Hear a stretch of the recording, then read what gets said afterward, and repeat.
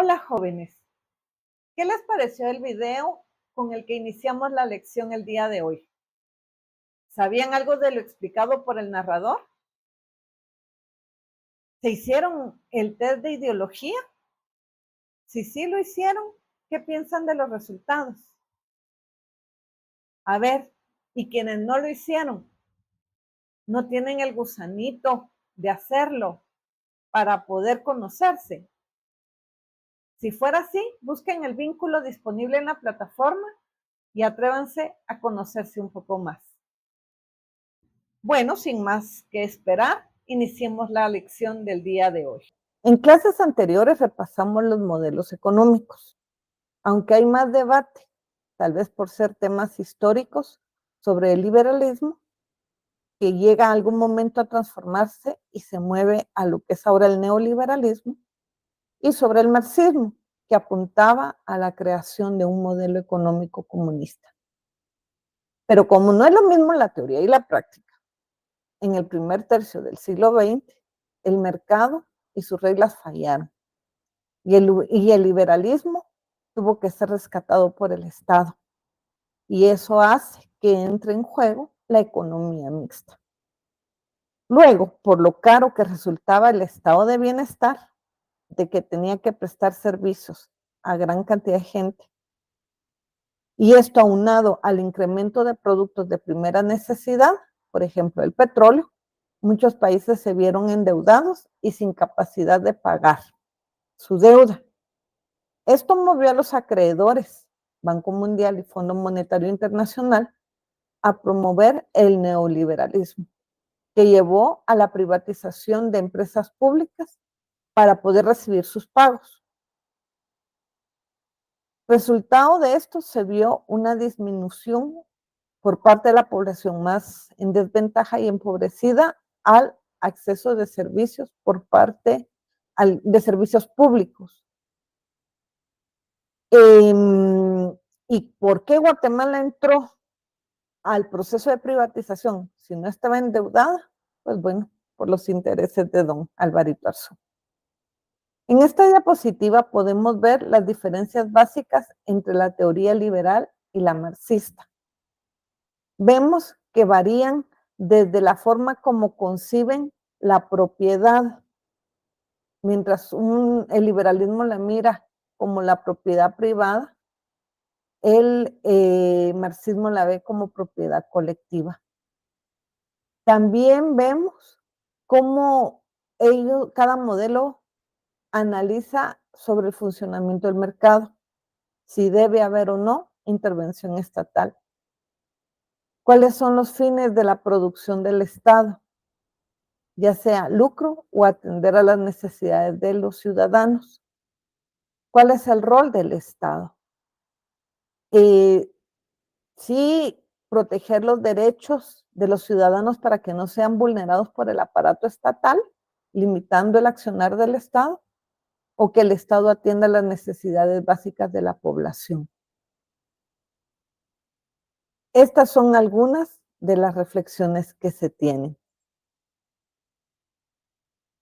Agregado a estas dicotomías, quisiera que pongamos atención al tema de lo que es la libertad y la igualdad formal y la libertad e igualdad sustantiva. Sobre esto, también el marxismo y el liberalismo tienen puntos de vista opuestos. Y resultado de esta oposición hay un aporte importante que es incluir la definición de equidad. Equidad, de acuerdo al diccionario de la lengua española, es justicia natural. Y esto implica que es opuesto a lo que dice la ley. A través de un trato equitativo, se busca dar a cada quien conforme a sus necesidades para lograr justicia. Por ejemplo, veamos la imagen que les presento. ¿Qué tipo de igualdad ven?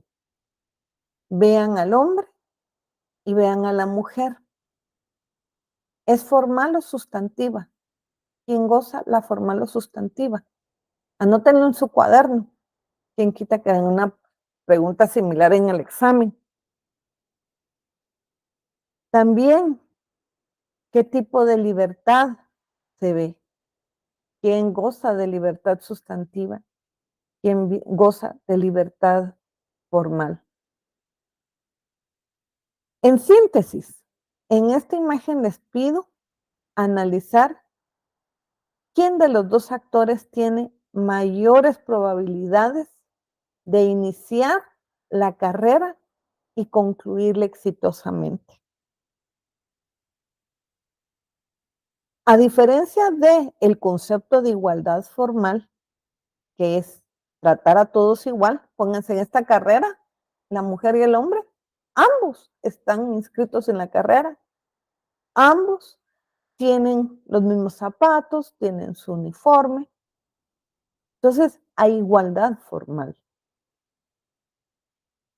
Pero la equidad, el rol importante de este es reconocer que las personas tienen necesidades diferentes y vienen de diversos contextos. Por ejemplo, hablar otro idioma.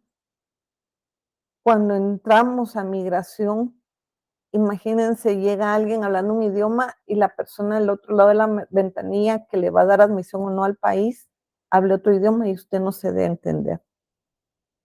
Cuando hay lugares donde hay ausencia de presencia del Estado, donde no hay salud, donde no hay educación, donde no se respetan las prácticas culturales. Por ejemplo, hay mucha queja por parte de comadronas de que ahora es muy común el tema de la cesárea y esto afecta el nahual del niño, porque el niño debería nacer en determinada época. Y esta es una visión válida desde la cultura.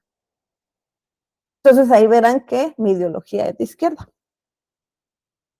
Bueno, este concepto de, de equidad o transformando la igualdad a la equidad es producto de una evolución ideológica, especialmente en Guatemala, que salimos de un conflicto armado interno y de una dictadura militar que nos lleva a un Estado o a una forma de gobierno democrática y que tenemos una constitución que es modelo en el mundo de tutela de los derechos humanos.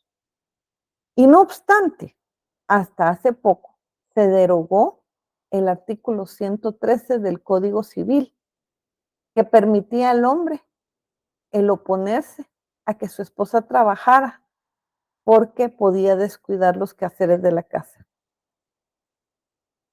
Esto, este permiso reforzaba el rol de género, que las mujeres nos quedamos en casa. ¿Y saben cuándo se derogó esto? En el 2007. Y se logra derogar gracias a las recomendaciones dadas por la Comisión Interamericana de Derechos Humanos, porque el movimiento de mujeres trató de de promover esta derogación en 1993, pero la Corte de Constitucionalidad desestimó el caso diciendo que no, que este no era un trato discriminatorio.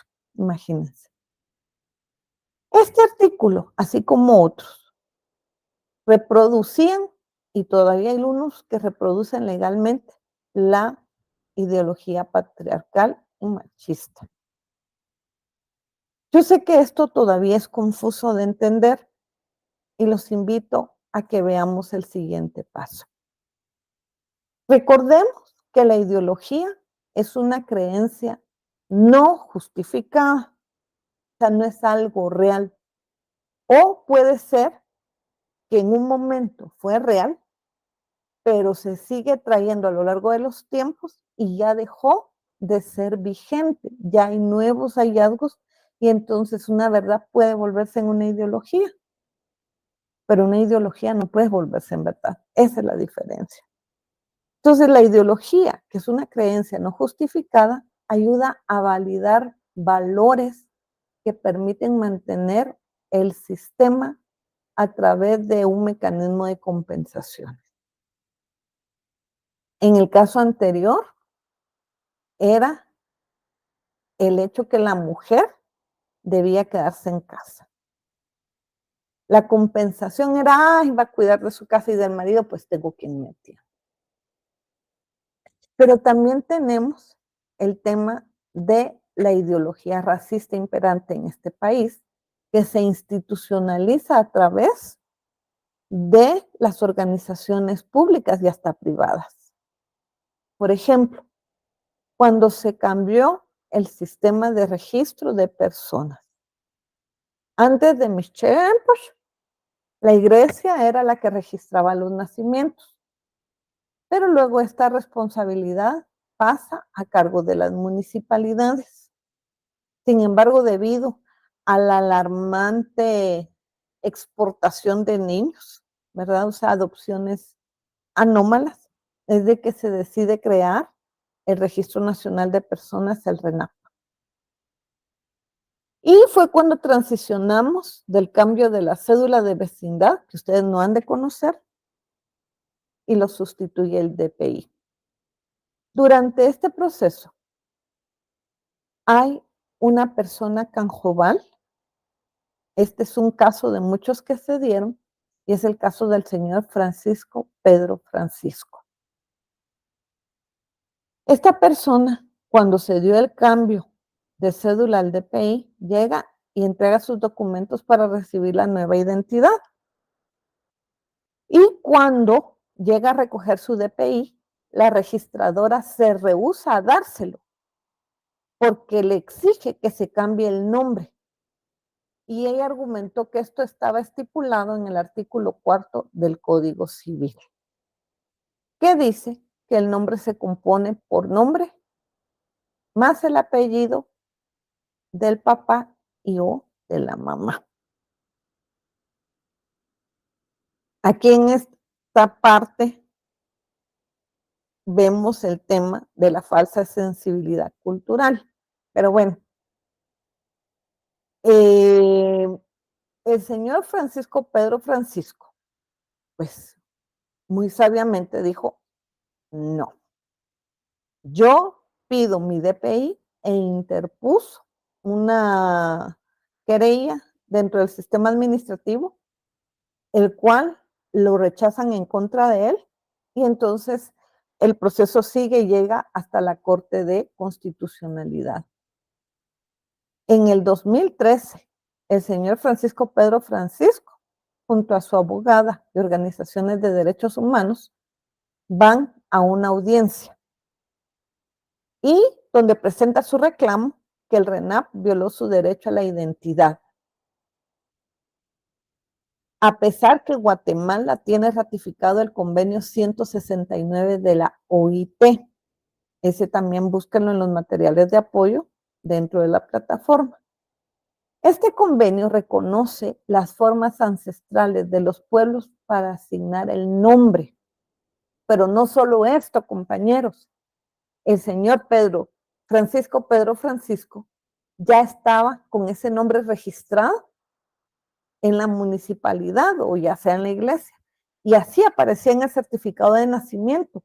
Y así aparecía en la cédula de vecindad. Entonces, ¿qué autoridad tenía esta mujer de pedirle el cambio de nombre? Acuérdense lo que les digo, libertad de acción. El ciudadano puede hacer lo que, a ver, y el empleado público solo puede hacer lo que, exactamente.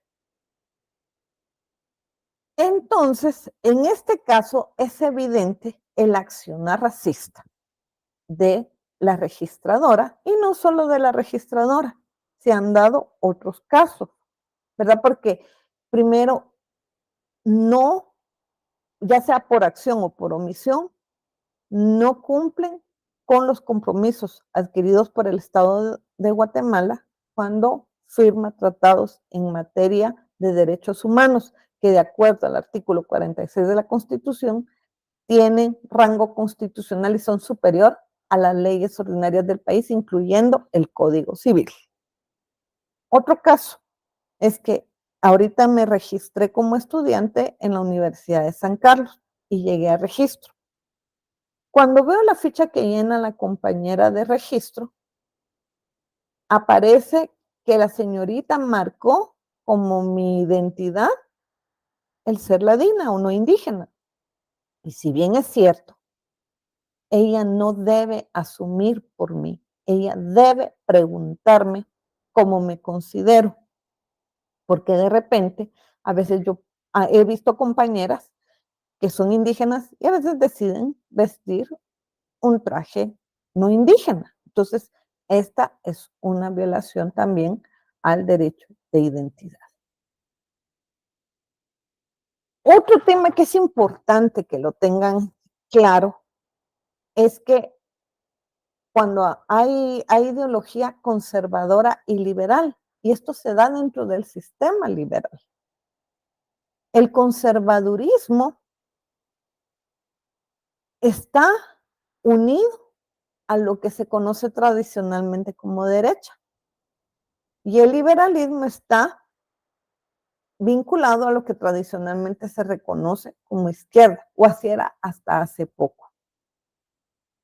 Pero ahorita ya no está tan claro, porque tenemos gente de izquierda y de derecha retrógrada en todos los aspectos, e igual tenemos gente liberal dentro de la izquierda y de la derecha. O sea, nuevamente, esto no es en blanco y negro. Les preparé estas infografías donde trato de resumir qué modelo económico se ha dado en cada etapa de la historia de Guatemala. Verán que el modelo económico tiene sustento, un marco jurídico que lo tutela, que lo protege, y que este se mantiene socialmente gracias a la ideología imperante. Pero veamos, por ejemplo, la época colonial de 1524 a 1821, la economía es de tipo extractiva y que implica la explotación de la tierra, pero acuérdense que hemos hablado que la tierra la daban junto con los indios. La tierra de por sí no funciona, necesita de mano de obra para ser explotada. Y al indio se le explota gracias a que existe el marco legal, que eran las leyes de Indias. En esa época existía la ideología del absolutismo monárquico. Y también acuérdense de que, casi como lo vimos en el video, se creía de que el monarca era puesto por Dios, entonces tenían un pensamiento teocrático. Y el tipo de Estado en esa época éramos subyugados a la colonia, éramos una colonia simplemente. La forma de gobierno éramos colonial, en último caso, España, no sé, les pregunto, ¿lo consideran federativo? ¿O lo consideran Estado unitario? ¿O de qué forma? Los invito a averiguarlo. Pero luego tenemos el periodo independiente y federativo. Aquí empieza a haber una economía agroexportadora de grana y cacao, algodón, entre otras cosas. En esta época las leyes de India son sustituidas por las constituciones de 1812, posteriormente la de 1824 y luego la de 1825. La ideología, pues si hubo una independencia tuvo que empezar a permear las ideas de libertad que se dieron en Estados Unidos y en Europa. Empieza a introducirse, pero de una manera limitada. Se desplaza el pensamiento monárquico absolutista, sin embargo se mantiene subyugado al indio. No se le reconoce como ciudadano, por lo tanto, puede seguir siendo explotado de acuerdo a esta ideología. Y el tipo de Estado, pues éramos parte de una federación, pero hubo un intento antes de los conservadores de unirnos al imperio de Iturbide, que al final fue derrocado y ya queda la República Federal de Guatemala. Posteriormente viene la época liberal. La época liberal empieza en 1871 a 1944. En la economía anterior, si era agroexportadora, aún era cerrada. Con la economía en el liberalismo ya se empieza a ver el monocultivo de una manera intencionada, empieza a darse la priorización del cultivo del café y a exportarlo. En esta época, gracias a las leyes emitidas durante el periodo, se expropia de las tierras no solo la Iglesia Católica, sino también las tierras, los terrenos, las tierras comunales de la población indígena. Y se mantuvo por ley la modalidad de servidumbre o de trabajo esclavo a la población desposeída. El marco legal que funcionó en esta época puede ser la Ley Fundamental de la República de Guatemala de 1879, pero también tenemos otros como la Ley de Jornaleros que la vamos a ver en un momento.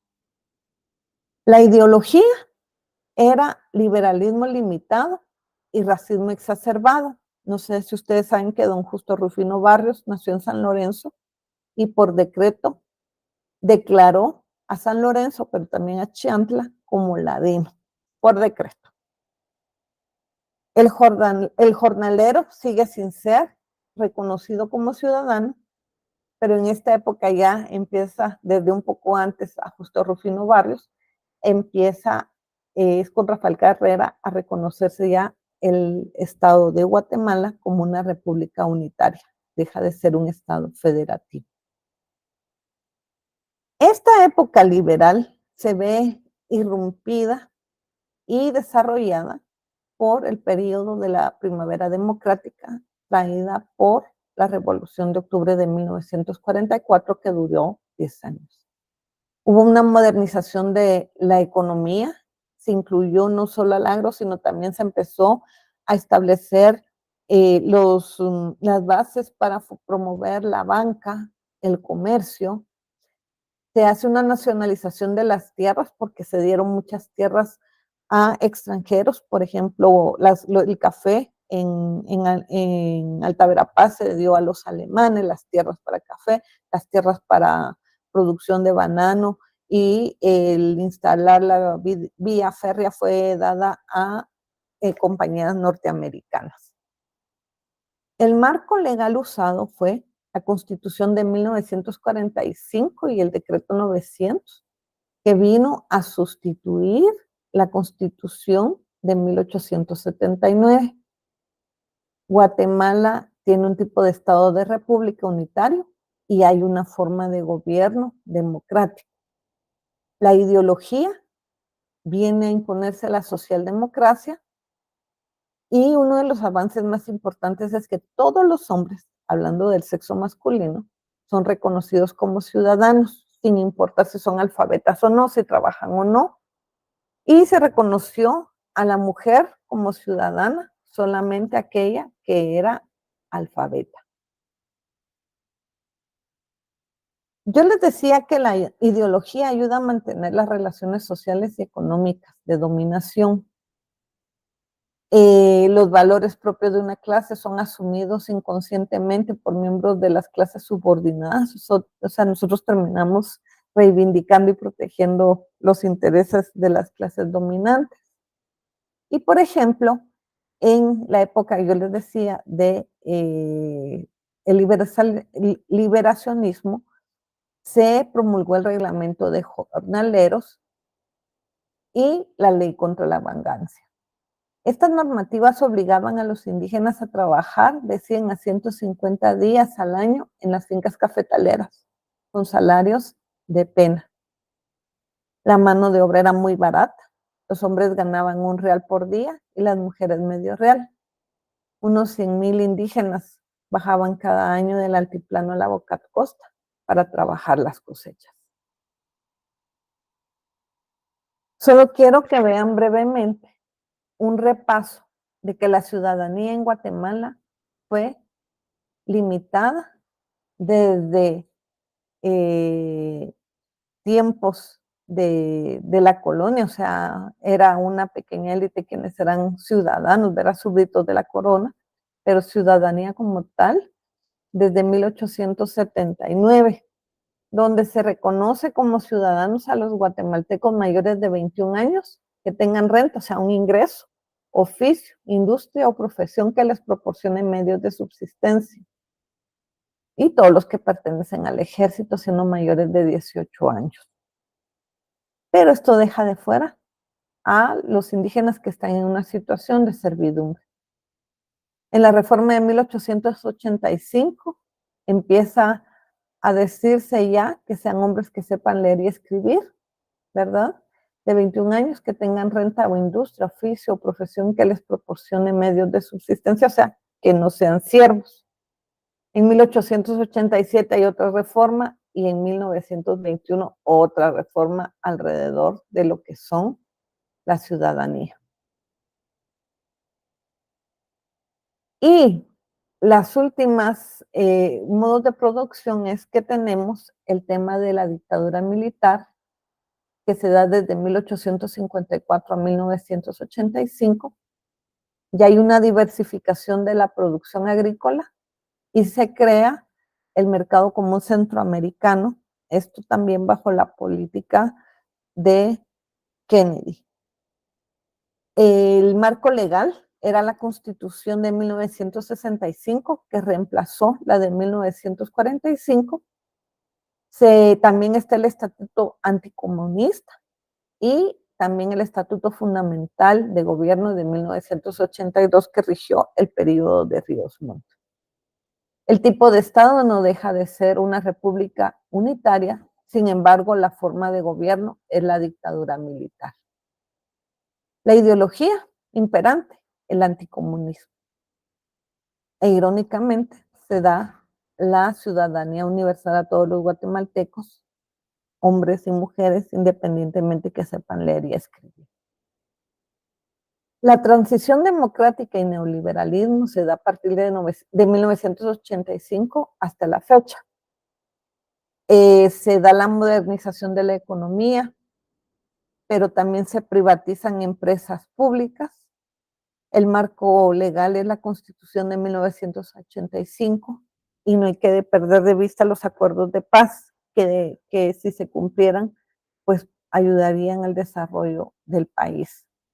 Tenemos un tipo de Estado de república unitario y una forma de gobierno democrática. O bueno, eso lo podemos discutir, ¿verdad? La ideología es liberalismo, pero también fuertemente basada en los derechos humanos. Ahora que ya llegamos al final, les invito a pasar el cuestionario que hay después en la plataforma, por supuesto, donde constataré si vieron el video y el video de esta clase. Además, en materiales complementarios les comparto un podcast de 1 minuto sobre cómo se usó al Cristo Negro de Esquipulas como una herramienta de ideologización durante la contrarrevolución de 1954. Espero esta clase sea de su interés y concluimos ya la unidad 2. Gusto de verlos y espero que puedan, si tienen dudas, que las hagan, porque acuérdense de que entra todo en el examen y mis exámenes son de análisis. Que pasen muy bonita noche, día, tarde, porque como esto es asincrónico, lo verán cuando sea más conveniente para ustedes. Feliz tarde. Nos vemos.